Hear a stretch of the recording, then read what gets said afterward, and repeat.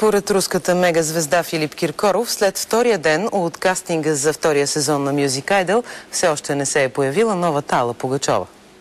Алла Пугачова вчера не се яви на кастинга. Арлекино не беше изпета вчера. Но имаше много талантливи момчета и момичета, които наистина имат глас. Имат глас, нямат енергия. Имат енергия, нямат външност. Имат външност, нямат глас. Това е така, да се яви един комплекс от всичко. Това вчера не се яви.